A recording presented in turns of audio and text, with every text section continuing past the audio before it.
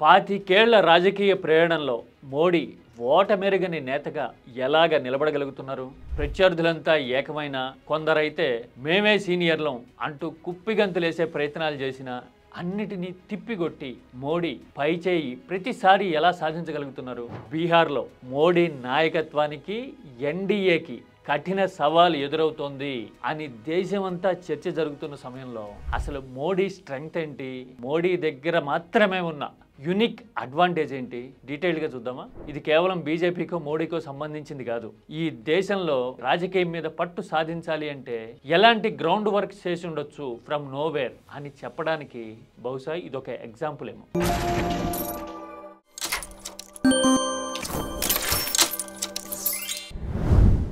మోడీ 2001లో గుజరాత్ ముఖ్యమంత్రి అయిన తర్వాత ఆయన నాయకత్వంలో జరిగిన ఎన్నిక ఏది ఇప్పటి వరకు బీజేపీ ఓడిపోలా. గుజరాత్లో అప్రతిహత విజయ యాత్ర అప్పటి నుంచి కంటిన్యూ అవుతూనే ఉంది. ఢిల్లీలో మోడీ ప్రధాని అయిన తర్వాత బీజేపీ కూటమిగానో ఒంటరిగానో వరుసగా 3 సార్లు గెలవడం నిజంగా రాజకీయ చరిత్రలోనే ఒక ఆశ్చర్యకరమైన వెరీ ఇంట్రెస్టింగ్ మైల్ స్టోన్ గా కనపడుతోంది. చాలా మంది రకరకాల ఆరోపణలు చేయొచ్చు. వ్యవస్థల మీద పట్టు బిగించారనో, లేదంటే గనక ఈసీ పనితీరును తప్పుబట్టడం లాంటివో ఇంకేమైనా చేయొచ్చు. ఈ ఆరోపణల స్థాయిలోనే ఉన్నాయి. మరి ఇంతకీ మిగతా నాయకులతో పోలిస్తే మోడీ ఎందుకు స్పెషల్? ప్రత్యర్థులు మోడీని ఎందుకు డీకోడ్ చేయలేకపోతున్నారు, ఎందుకు ఓడించలేకపోతున్నారు? మోడీ రాజకీయ నేపథ్యం ఉన్న కుటుంబం నుంచి ఏం రాలా. పైగా బీజేపీ మోడీ జమానాకి ముందు జాతీయ స్థాయిలో అజేయమైన పార్టీ ఏం కాదు. వరుసగా 2 సార్లు ఎన్నికల్లో గెలిచిన 98, 99లో దాదాపు అటు ఇటుగా అవే స్థానాలు నిలబెట్టుకోగలిగింది తప్ప ఎప్పుడూ భారీ స్థాయిలో నెంబరు సాధించిన పరిస్థితి లేదు.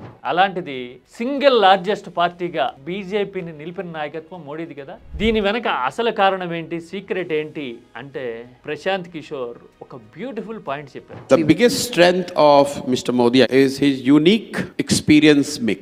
చూసారుగా, మోడీకి ఒక యూనిక్ బ్లెండ్ ఆఫ్ ఎక్స్పీరియన్స్ ఉంది అని ప్రశాంత్ కోట్ చేస్తూ ఉన్నారు. అదేంటో తెలుసా? ఆయన మాటల్లోనే చూద్దాం. RSS ప్రచారక్, BJP organizer, the 15 years as the chief minister. Yes, 3-15 క్షేత్రస్థాయిలో సంఘ్ తరపున 15 ఏళ్లు పనిచేసి దేశంలో ప్రతి మూల, ప్రతి రాష్ట్రంలోనూ, ప్రతి సంస్కృతితోనూ మమేకమై పనిచేసిన చరిత్ర మోడీకి ఉంది. ఇది 85 ముందుకు పరిస్థితి. అంటే 70 నుంచి 85 మధ్య మోడీ సంఘ్ తరపున ఈ దేశాన్ని ఆకళింపు చేసుకునే ప్రయత్నం చేశారు. ఆ తర్వాత 85 నుంచి 2000 సంవత్సరం వరకు ఈ 15 ఏళ్ళు బీజేపీలో వివిధ స్థాయిల్లో పనిచేసిన మోడీని చూస్తాం. గుజరాత్ అధికార ప్రతినిధిగా, 95లో గుజరాత్ ఎన్నికల్లో కీలక పాత్ర పోషించిన నాయకుడిగా, అటుపైన ఢిల్లీలో బీజేపీ అధికార ప్రతినిధిగా మోడీ పనిచేయడాన్ని చూస్తాం. మోడీ కమిట్మెంట్ గురించి ఈనాడు సంస్థల్లో పనిచేసినప్పుడు ఢిల్లీలో సీనియర్ ఒక ఆయన ఒక ఎగ్జాంపుల్ చెప్పారు. 2000 సంవత్సరంలోట బీజేపీ కార్యవర్గ సమావేశం జరుగుతోంది. అధ్యక్షుడు జానా కృష్ణమూర్తి. అప్పటికే అధికార ప్రతినిధిగా ఉన్న మోడీ బయట కోసం మీడియా ఎదురు చూస్తూ ఉంది. వస్తానని చెప్తున్నారు కానీ మోడీ బయటికి రావట్లా. ఓ పక్కన బులెటిన్స్ టైం అయిపోతుంది. అప్పుడు 24 అవర్స్ ఛానల్ లేవు కదా, రోజుకు 2-3 బులెటిన్లు వచ్చేవి. టైం అయిపోతుంది అని లోపలికి వెళ్ళి చూస్తే మోడీ చెంబుతో కుర్తా ఇస్త్రీ చేసుకుంటున్నారట. భయ్యా లేట్ అయింది, టీవీలో అందంగా కనపడాలి కదా, అందుకోసమని ఇది రెడీ చేసుకుంటున్నా, ఏమనుకోకండి అని చెప్పారు. ఈ విషయాన్ని ఢిల్లీ స్థాయిలో పనిచేసిన ప్రముఖ జర్నలిస్ట్ ఎన్కే సింగ్ కోట్ చేస్తే ఈనాడు రీసెర్చ్ అండ్ రిఫరెన్స్ లైబ్రరీ గోడల మీద ఆ కోట్ ప్రముఖంగా కనపడేది, ఆ ఫోటోతో సహా. మోడీ చిత్తశుద్ధి, నిబద్ధత, కసి, కమిట్మెంట్ ఏ స్థాయిలో ఉంటాయి అని చెప్పడానికి అదొక మాస్టర్ క్లాస్ ఎగ్జాంపుల్ ఏమో. అలా ఇస్త్రీ చేసుకున్న మోడీ ఆ తర్వాత సంవత్సరానికి గుజరాత్ ముఖ్యమంత్రి అయ్యారు. ఆ 3-15 దగ్గరికి వెళ్తే ఇది 2వ పీరియడ్ అనుకోండి. ఇక 3వది ముఖ్యమంత్రిగా గుజరాత్లో వరుస విజయాల తర్వాత ఢిల్లీలో అడుగుపెట్టడం. అంటే 2001 నుంచి తర్వాత 15 ఏళ్ళు. ఇవన్నీ కలిపితే 45 ఏళ్ళు మరెవ్వరికీ సాధ్యం కాని రీతిలో క్షేత్రస్థాయిలో పనిచేయటం, పార్టీలో పనిచేయటం, సంఘ్ ఐడియాలజీని ఆకళింపు చేసుకోవటం, అన్నిటికీ మించి అధికార పీఠాన్ని అధిరోహించడం. ఈ 3 దశలు ఉన్నాయి ఇందులో. ఇవన్నీ ఇంతకు ముందున్న బీజేపీ దిగ్గజాలకు కూడా లేని అడ్వాంటేజ్లు. ప్రత్యర్థుల విషయానికి వస్తే ఎవరూ కనీసం సాధించటం కాదు, ఊహించలేనంత ఫ్రూట్ఫుల్ ఎక్స్పీరియన్సెస్ కదా. ఇదే ఎక్స్పీరియన్స్ మోడీని యూనిక్ గా నిలబెడుతోంది. ఇక్కడ ఒక విషయం చెప్పాలి. ఇప్పుడు సహచరులుగా ఉన్న మోడీ, అమిత్ షా మధ్య దాదాపు 15 ఏళ్లకు పైగా ఏజ్ గ్యాప్ ఉంది. అమిత్ షా చాలా జూనియర్ మోడీకి. కానీ చట్టసభల్లో సభ్యుడిగా అదే ఎమ్మెల్యేగా మోడీ కంటే అమిత్ షా సీనియర్. ఆయన 1997లోనే సర్ఖేజ్లో ఉప ఎన్నికలో గెలిచి చట్టసభలో అడుగుపెట్టారు. ఆ టికెట్ ఇప్పించడంలో మోడీనే కీలక పాత్ర పోషించారు అని గుజరాత్లో చాలా మంది ఇప్పటికీ మాట్లాడుకుంటారు. అలా అమిత్ షా చట్టసభలో అడుగు పెట్టడానికంటే 10 ఏళ్ల ముందే క్షేత్రస్థాయిలో గుజరాత్ గ్రామీణ వ్యవస్థని అర్థం చేసుకోవడము, సహకార సంఘాలు ఎలా పనిచేస్తాయి, వ్యవసాయంతోనూ గ్రామీణ ఆర్థిక వ్యవస్థతోనూ మమేకమయ్యి ఆ సహకార సంస్థల మద్దతుతోనే కాంగ్రెస్ గెలుస్తూ ఉంది గుజరాత్లో అనే విషయాన్ని అర్థం చేసుకుని అటువైపు నుంచి నరుక్కు రావడం మోడీ షా మొదలుపెట్టారు. అందుకోసమే ఆ తర్వాత 10 ఏళ్లకి ఆ వ్యూహం ఫలించి 1995లో బీజేపీ గెలవడం అనే ఫీట్ సాధ్యమైంది. అంటే ఎక్కడైనా గెలవాలి అంటే క్షేత్రస్థాయి నుంచి స్టడీ చేయాలి, డీకోడ్ చేయాలి, ఆర్థిక మూలాలను అర్థం చేసుకోవాలి. ప్రత్యర్థిని ఎప్పుడైతే నువ్వు అలా స్టడీ చేసేస్తావో వాళ్ళు తిప్పుకోవడం, తిరిగి నిలబడడం అనేది అసాధ్యమైపోతుంది. గుజరాత్లో ప్రూవ్ అయిన ఆ ఫార్ములానే ఆ తర్వాత యూపీలో ఇంప్లిమెంట్ చేయడం కనబడుతుంది.